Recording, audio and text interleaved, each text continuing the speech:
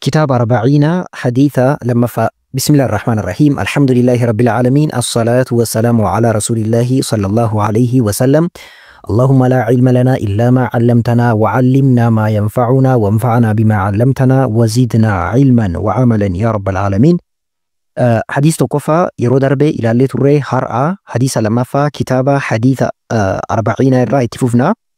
حديث لما فاني إسا كان حديث نكونيس akkuma ka yeroo darbee hadiisa qawaayida islaamummaa jedhaman keessa wantoota aqiidaa, wantoota beezikaal ta'an, wantoota islaamummaadha, wantoota hundee jedhamaniitiin ilaalaman hadiisa of keessatti qabateedha. Hadiisa cimaa jedhameetiin islaamummaa keessatti ilaalama. Innis alhadiisu hadiisa affaanii lammaffaa, affaanii jechuun lammaffaa jechuudha. An Umara radiyallahu anhu, an Umara umarirraa odeeffamee رضي الله الله حاجالة عنه يسرى أيضا اتدابيني أيضا جتون اتدابيني يجور. حديث يلقى نتو ديسي عمر تو ديسي حديث كان اللي نتو ديسارا عمري سبب كان في مال جدارا حديث كان اللي اتدابيني نتو ديسا جرا عمر تو ديسا جرا نون جدارا. قال جئ بينما جدو منوتي بينما جتون بين جتون جدو نحن نوتي عند رسول الله صلى الله عليه وسلم إرجما الله برجرون ذات يوم قويا وهي جتو قويا وهي أفان كيناتي وهي كجد أمسون ذات كجد وانا يوم قويا جتو إذ طلع إذ جتون وقسا يوكان يروسا طلع ملأتي يوكان به علينا نورت تصبير يوكان نؤس ملأتي رجل نميتي شديد جبا كتائه بياض الثياب بياض الديني الثياب أفتا إسا نميتي أفن إسا سرتي جباتا تائه كسرتي أدي تائه نتصبه شديد جبا كتائه سواد الشعر قراتين رفين سمتا إسا اللي سرتي قراچا كتائه نتصبه لا يرى ملأتو عليه سرتي أثر السفر أثر يوكان فانتي السفر إمالا فانا إمالا جتشو ماريدا نما إمالا ديمي انفقاتو جتشو فكينيا نمني إمالا ديمي مال ترامول أتا uffanni isaa hin addaatu hin xuraaya rifeensi mataa isaallee daaraa maraamina dhaya rifeensi mataa isaallee jijjiiramaa jechuudha. Sababa kanaaf nama kana maaltu irratti mul'anne akkaataan yookaan haalli nama imala deeme irratti mul'atu. Walaa yacrifuhu isa hin beeku minna nurraa ahadun tokkochummaan namaallee namnummaan namicha kana beeku tokkochillee hin jiru.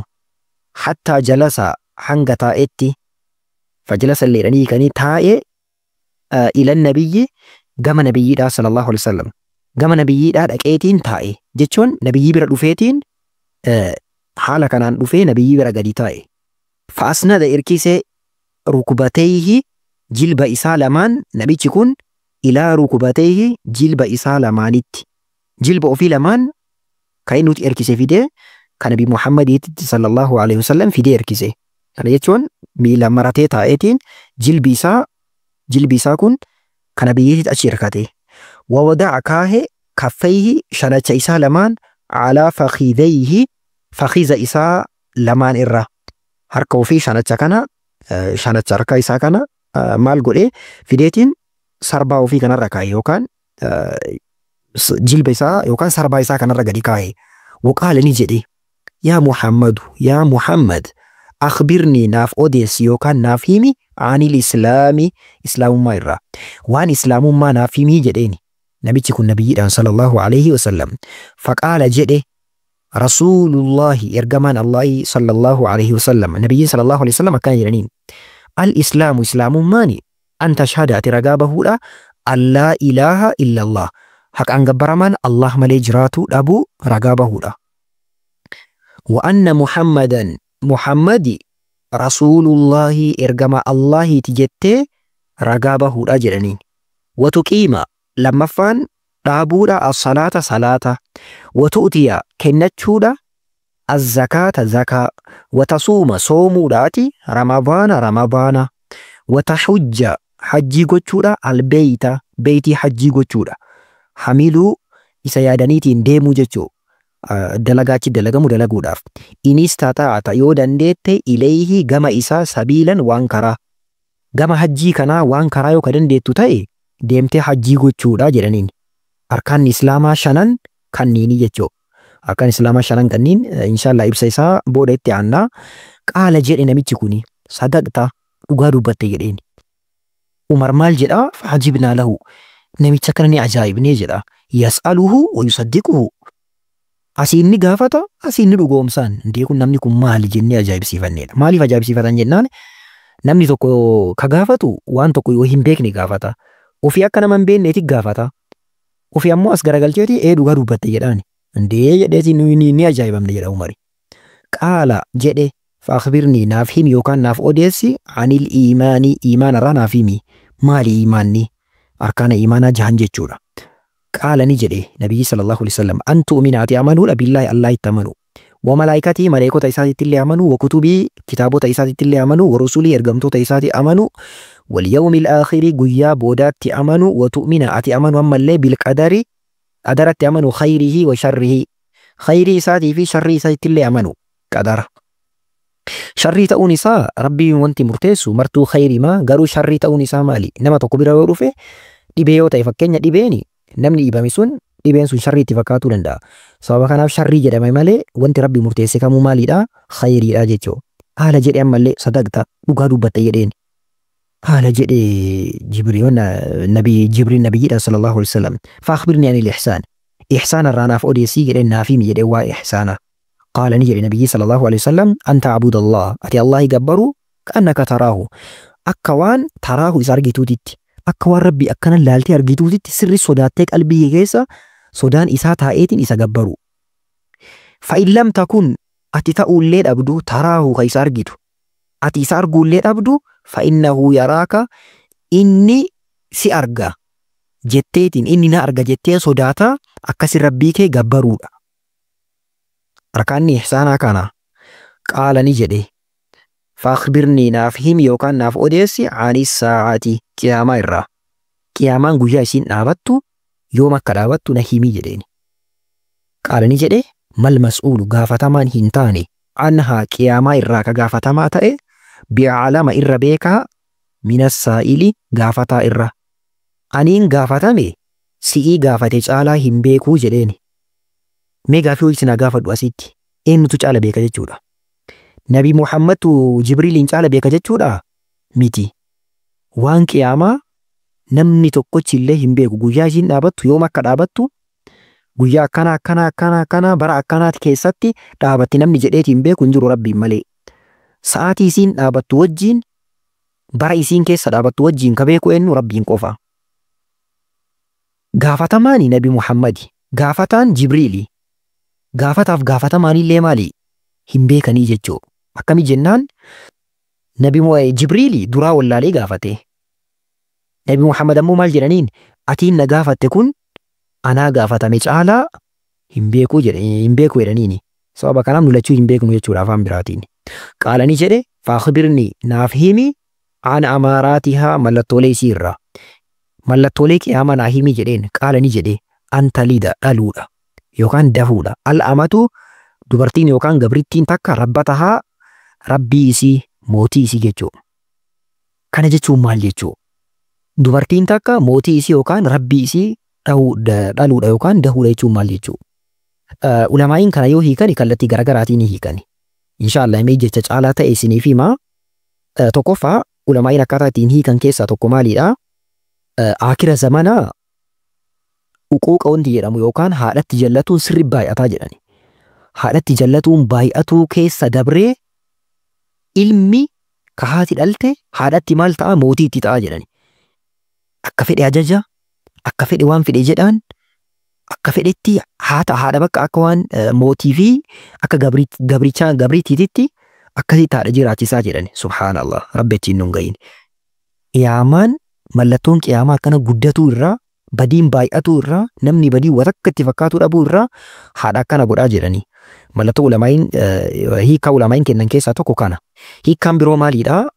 Hiikkaa kana Sheek Ibn Usaymiin rahimahullah kitaaba isaanii keessatti dubbatanii ka jalqabaa Imaam Hafiz Ibn Hajartu sirriin kana jedhaniitiin dubbatan.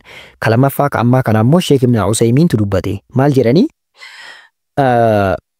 Akira zamanaa jedhanii. Akira zamanaa dubartiin haati jedhanii. Ta'uufii jalqaba gabrittii turte yeroon jijjiiramuu irraa namaa dabaruu irraa jedhanii. Haalli namaa jijjiiramuu irraa ta jalqaba ofii isiiti gabrittii turte ilmi isii irraa dhalatu ammoo maal ta'a? Mootii namaaf ta'a jedhanii. Isii qofaaf osoo hin taane mootii ta'a jedhani. Fakkeenya haati hiyyeettii ta turte, haati kasala baatteetiin ilma guddiste, haati rakkatteetiin ilma guddiste, haati kadhatteetiin ilma guddiste, ilmi ishii sun maal ta'a? Mootii ta'eetiin akkasitti uummata bulchuudha jedhani. Kun maal agarsiisaa? Jijjiirama yeroo agarsiisaa jedhani. Caalaan hiikkaadhaa. Kana hiikkaa biraatiin illee ulamaa'iin hiikan ni jiru, garuu hiikkaan caalaan isa kana jedhaniitiin ulamaa'iin kaanii jiran qabadha. Waan taraa ati arguudha alxufaata warra caammaa hin qabne, alcuraata warra uffata ofirraa hin qabne, warra qullaa deemu jechuudha. Alcaalata hiyyeeyyii ri'aa'a tissitoota ashaa'i re'eedha. Yataxaawaluuna ka dhedheeratan filbuniyaani jaarmaya keessatti yookaan ijaarsa keessatti. Kana jechuun maali?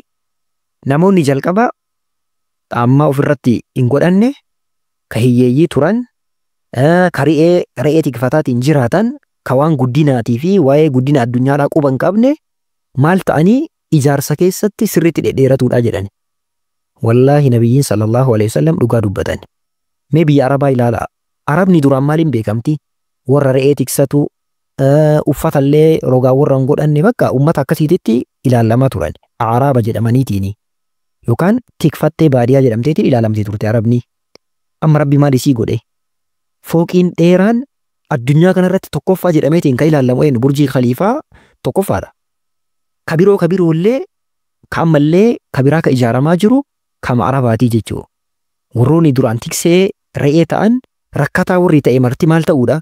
Jijjiiramuudha. Kun Araba qofaafii miti. Hundaafuu ni ta'a. Warri dura rakkataa tureetiin nama jala deemeetiin maal jedhee jiraatu hundi jijjiiramu. Kun mallattoo qiyaamaati. Subhaanallah. Thumman xalaqaa ergasii ni deeme. Namichi kun ni deeme. Falabistu ture jedha Umarii. Maliyyan jechuun yeroo dheeraa. Guyyaa dheeraa wayii tureetiin thumma qaala ergasii ni jedhe. Nabiyyi sallallahu alaihi wasallam. Nabiyyiin maal jedhanii? Yaa Umar. Atadrii sila beektaa? Mani saa'ilu? Gaafa ta'an kun eenyu akka ta'e beektaa jedhaniin. Ka'afilee kanneen kana gaggaafataa ture eenyuun akka ta'e beektaa Umaroo jedhaniin. Umar maal jedhaa? Qultu ni jedha. Jedha Umari. Allahu Allahii fi warasuuluhu ergamaa isaattu a'lamu beekaadha. Rabbiif ergamaa isaattu beeka jedhee deebiseefi jedha. Nabiyyiin maal jedhanii? Fa'innahu inni Jibriilii. Ataakum isinitti dhufe yu'allimukum isin barsiisuudhaaf diinakum diinii keessan. Jibriiltu diinii keessan isin barsiisuudhaaf dhufee jedha. Nabii sallallahu alaihi wasallam. Inshallah mee amma ibsa hadiisa kanaa tokko isaatiin haa ilaallu jalqabarraa. Jalqaba yaa'u hadiisni kun hiika guddaa of keessaa qaba jennee jirra. Jalqaba mee wanti ilaallu islaamummaadha. Arkaan islaamaa waan jedhamu jechuudha. Arkaan islaamaa shanii. Tokkoffaan an tashhada an laa ilaaha illallah wa anna Muhammadan Rasulullah. Haqaan gabbaramaan Allah malee akka hin jirre ragaa bahuu fi Muhammad ergamaa Allahi ta'u ragaa bahuudha. Laa ilaaha illallah jechuun maal jechuu? Laa macbuuda bihaqqin illallah. Qalbiidhaan dhugoomsanii, arrabaan dubbatanii, qaamaanillee hojiitti jijjiiruudha. Maal jedhanii? Haqaan kan gabbaramu Allah malee hin jiru jedhaniitiin arrabaan dubbataa, qalbiidhaan dhugoomsaa, qaamaan ammoo dalaga jijjiiru. Yoo akkana hin ta'ini kijiba ta'a jechuudha. Waanna Muhammadan Rasulullah, Muhammad ergamaa Allahiiti. Muhammad ergamaa Allahi jechuun waa hedduu of keessa qabataa jedhan. Tokkoffaa xaa'atuhu fiimaa amara. Waan isaan itti ajajani tole jechuu. Watasdiiquhu fiimaa akhbara. Waan isaan dubbatan dhugoomsuu. Wajtinaabu maa canhu nahaa wazajar. Waan isaan dhorkaniitiin irraa fagaadhaa jedhanii irraa nu ittisan irraa ittifamuu fi irraa dhorkamu. Kana ittaanee yaa'u salaata dhaabuudha. Salaata dhaabuu jechuun akkaataa Rabbi gadi dhaaba salaataa jedheen gadi dhaabu. Arkaana isaa, shuruuxa isaa, waajibaata isaa, sunana isaa kanneen mara guuttatanii aadaaba isaa waliin, naamusa isaa waliin salaatuudha jechuudha. Zakaa kennatuudha. Yaa'u zakaan illee ulaagaa mataa isaa qabaa, seera mataa isaa qabaa. Soomni Ramadaanaa illee akkasii, hajjiin illee akkasii. Kunniin marti seera mataa isaanii qabanii yaa'u kun barnoota of danda'anidha. Inshallah ni ilaalla yoo rabbi jedhe. Arkaanni imaanaa ammoo ittaansi waa'ee arkaana imaanaati. Arkaanni imaanaa 6. Tokkoffaan an tu'mina billaahi Allah itti amanu. Rabbi itti amanuu jechuun waa afur of keessa qabataa jiran ulamaa'iin. Tokkoffaa al-imaanu biwujuudillaahi. Rabbi ni jira jedhanii amanuu. Lammaffaa al-imaanu birubuubiyyatihi. Dalagaalee rabbiitiin rabbiin gargar baasu. Kana jechuun maali? Fakkeenya ka roobsu rabbi, ka uumu rabbi, ka uumu ka roobsu mootummaan ka harka isaa jiru, ka rizqii garagaraa namaa hiru, ka walii gadi garagalchu wantoota amrii kanneen rabbiin qofa jedhanii amanuudha. Inni lammaffaan kana. Inni sadaffaan ammoo uluhiyyummaa rabbiitti amanu. Uluhiyyummaa rabbii jechuun maal jechuu? Ka gabbaramu, ka waaqeffatamuu qabu, ka kadhatamuu qabu, ka itti goramuu qabu, ka gaafa cinqaadhaa itti lallabamu rabbiin qofa jedhanii amanu. Ittaansee maqaa fi sifaata rabbiitti amanu. Waan kanni of keessa qabataa jedha rabbiitti amanuun. Rabbiin maqaa 99 qaba, ka biroollee ni qaba jedhanii amanu. Rabbiin sifaata garagaraa qaba, hin dhagaa, hin argaa jedhaniiti wantoota akkanaati amanu. Maleekota amanuuni maleekota waaqeffatu jechuu osoo hin taane maleekota amanu jechuun maal jechuudha? Tokko maleekonni ni jiran jedhanii amanu. Lammaffaa isaan ijoollee rabbii osoo hin taane, intala rabbii osoo hin taane maleekonni maalidha? Gabroota rabbii gaggaariidha. Ajaja rabbii qofa raawwatan malee ajaja rabbiitiin ala waan biroo hin raawwatan jedhanii amanu. Akkasuma mallee dalagaa garagaraa qabu maleekonni. Kun karooba irratti ajajamee jira. Gariin ammoo ka ergaa garagaraa rabbii fuudhiitiin ebaluun bira geessi jedhee ajajuutti jira. Gariin ammoo waa'ee jannataatiif waa'ee azaabaa irra ka ajajamee jira. Gariin ammoo dalagaa ilma namaa barreessi jedhaniitiin ka ajajamee jira. Maleekaan gariin rahima haadhaa keessatti guyyaa 120 booda waa akkana barreessi jedhamee ka ajajamu jira. Gariin qabrii keessatti ka gaafii nama gaafatu jira. Maleekonni hojii garagaraa qabanii jechuudha. Kanneen amanuudha. Akkasuma mallee akkaataa uumama maleekaatitti illee amanu. Fakkeenya Jibriil koola 600 qaba. Wantoota akkana kanneenitti amanuudha. Ittaansee wakutubii kitaabota rabbii buusee amanu. Kitaabota rabbii buusee amanu jechuun kitaaba rabbii buusee kan hin jijjiiramin Qur'aana qofa jedhanii amanu. Kitaabonni kuuwwan jijjiiramanii jiran jedhanii amanu. Fakkeenya Tawraatiin faa, Injiiliin faa akkaataa rabbiin biraa dhufe irraa harki namaa seenee namoonni jijjiiraniitiin rabbiin ammoo waan kana akka to'atuuf jecha Qur'aana buusee jira jedhanii amanu. Kitaabonni rabbiin biraa buufaman malee nabiyyii biraa hin dhufne jedhanii amanu. Wantoota akkanaa of keessa qabata. Warusulihi ergamtoota rabbiitti amanu. Ergamtoota rabbiitti amanu jechuun isaan waaqeffatoo jechuu osoo hin taane maal jechuudha? Ergamtoonni rabbii dhugaa qofa dubbatan, kijiban dubbatan, wantoota akkana jennee amanu. Guyyaa boodaatti amanu jechuun qabriin dhugaadha, jannanni dhugaadha, azaabni dhugaadha, guyyaa qiyaamaa herreegni ni jira. Waan bakka wantoota kanneen wal qabatan amanu. Qadaratti amanu jechuun wanta addunyaa kanarratti ta'aa jiru hunda eenyuudhaan ta'aa jira, beekumsa eenyuutiin ta'aa jira, beekumsa rabbiitiin ala wanti ta'aa jiru hin jiru. Wantoota akkanaati amanuun qadaratti amanuu jedhama. Inshaallah kophaatti ni ilaalla. Ittaansee arkaan ihsaanaati. Arkaan ihsaanaa tokkocha rabbiin akka argaa jiraniiti gabbaruudha. Anis arguu dhabu inni na arga jedhanii amanu. Kana fakkaata. Inshaallah yeroo biroo bal'isneetiin barroo wantoota kanneen tokko isaatiin ni ilaalla. Sirriitti qabadhaa, hordofaa, dhaggeeffadhaa. Assalaamu alaikum warahmatullaahi wabarakaatuh.